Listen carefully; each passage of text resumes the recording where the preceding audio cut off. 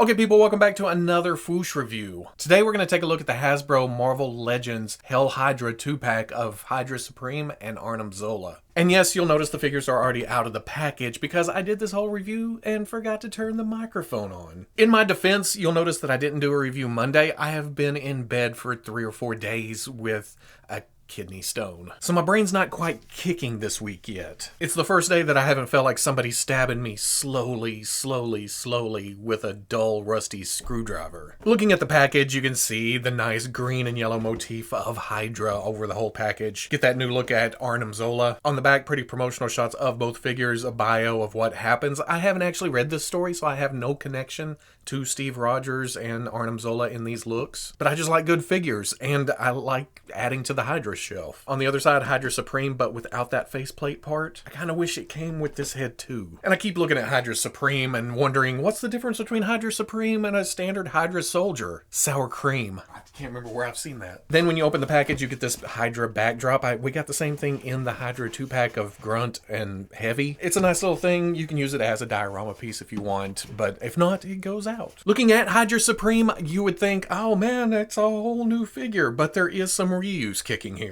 We get the arms from the animated style Taskmaster. We also get the legs from the knee down, same armored look, which also gives us that unique ankle setup that we see with that figure. And then the hands are from the Bleeding Edge Iron Man. So that leaves the upper legs with this scale mail look, with this seam line running right here, which makes you wonder why we don't have a Captain America with chainmail yet, or scale mail. Crotch is new, got a new belt piece around it. Torso is new, and then the head is new, of course. But it looks all well integrated together. Sure, the arms don't have as much detail as the torso does. It has these seam lines running through it and stuff, but it still looks good together. On the back, you have this arc reactor looking thing back here, even though I think I read that this is powered by the Cosmic Cube. I don't know. It's just a nice little detail here on the back. And then the helmet evokes that Captain America look with the A, the ear wings, but at the same time, it's got kind of an Iron Man look to it. And then you get the swirly twirly yellow plastic here. I know some people don't dig on it, but me, I kind of like that ethereal looking metal look to it. But on top of that, you get a dull green that just totally works here. I love the metallic green they used here, up on the head, around here on the back. It doesn't translate well down to the scale mail, but it's not supposed to.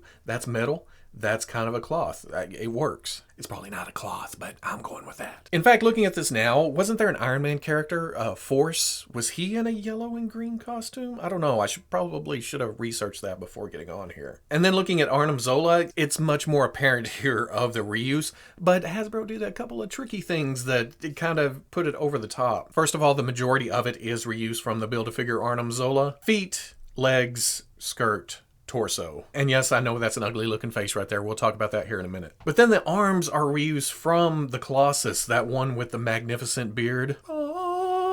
Never would have thought there would have been a reuse factor for Colossus's arms here. They do come off as a little bit long proportion-wise if you were looking at this as a normal human being, but it's a dude that's transferred his mind and his face comes across in the torso with a robot head.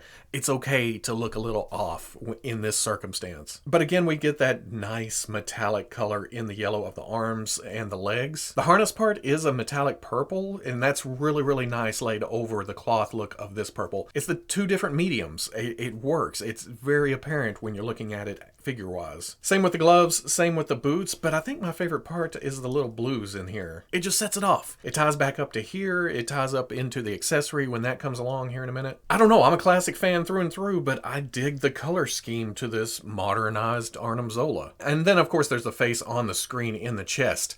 I like this. It's dynamic. It's crazy looking. It's kind of scary. But then up on top, we get the only unique sculpted part of this figure. Looks kind of like a lantern, or, well, it kind of looks like exterminate. The sculpt comes down around the neck, so it pretty much nulls and voids the articulation there. You still get swivel, but not a lot of front to back. Now, I told you we'd talk about this, and there may be an instance where you want to change this face out. Do a different expression, do a different look, do a different character or something, much like the original had Red Skull and Arnim Zola in the screen here. Now, I was never able to get the actual Arnim Zola torso, therefore I had to pop this off and repaint the Red Skull face into the Arnim Zola I wanted. And I did a pretty terrible job here, but it works on the shelf. Maybe someday I'll get a printer worth printing something on, and I will replace this because you can pull these straps right here. You just have to get behind it, kind of wedge, and then pop the peg right there. Same thing on this side, kind of work your way in,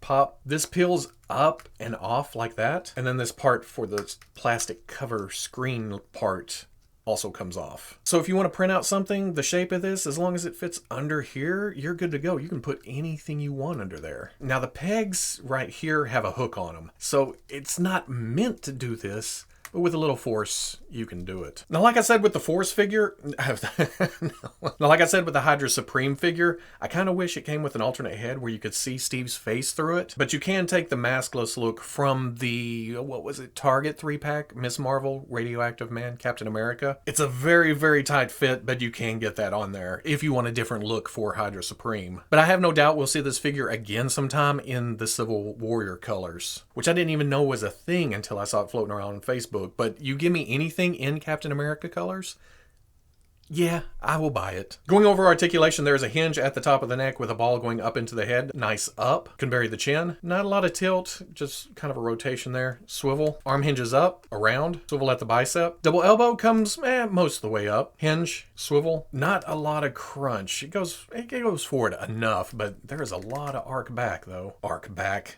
Swivel at the waist. Hip rotates forward, back, out, about 45. Swivel at the thigh. Double knee only comes up to about right there, probably because these two parts were not sculpted together. And then, like I talked about, that unique ankle setup from Taskmaster where you have rotation, you have a hinge back, hinge forward, and then forward facing pin for rocker. For Arnim Zola, not a lot at the neck, but you can get it to swivel. Hinges up, swivels around, bicep rotation, hinge at the elbow, and not the greatest. Doesn't even reach 90. Rotation, hinge, swivel at the waist, ball at the hip. The skirt piece isn't the softest in the world, but you can get it up to about right there. Back, out, swivel at the thigh, double knee, but barely past 90. Swivel at the boot, hinge at the ankle back, hinge at the ankle forward, and those were tight as hell out of the box, so I had to work those to even get them moving this much. And then forward facing pin. For accessories, Hydra Supreme comes with this shield. It's in the same colors as the body itself. I love the greens, I love the yellows. The star is this brighter yellow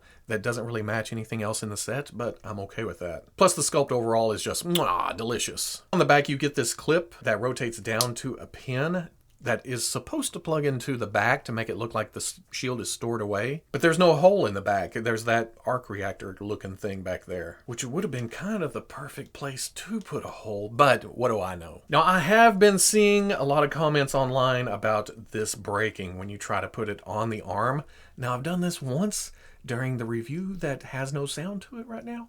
So let's see if I can do this again without breaking it. Because once you get it snapped on, it's on there. It's a nice look. It's that amalgam of Iron Man and Captain America. You know, because you're wearing a suit of armor, what you need is a shield to help protect you even more. But oddly enough, as I was getting this head out of that 3-pack with Ms. Marvel and Radioactive Man, since I got a couple, since it was on clearance, I broke the clasp on that one. I've got a couple of these. I only have one of these, so I'm kind of glad I haven't broken this one yet. Arnim Zola's accessories, he comes with that remote control that we saw with the Build-A-Figure, but this time around, it's kind of in a metallic blue. It's that accent blue from the figure that I love so much, and then it's got pink buttons. On the original, it was just cast in kind of a metallic gray. Very plain, very, well, I guess you could say classic. I just really like the extra colors here. It pops. And then besides this modern-looking head, you also get, after popping that off, you get that top head antenna thing that came with the original Arnim Zola, just in the colors to match this figure. And with that, you get some tilt up there. For comparison, here they are with the Marvel Legends comic book Captain America. Yeah, he's a little bit thicker. I kind of feel like the Hydra Supreme should be a little bit bigger because this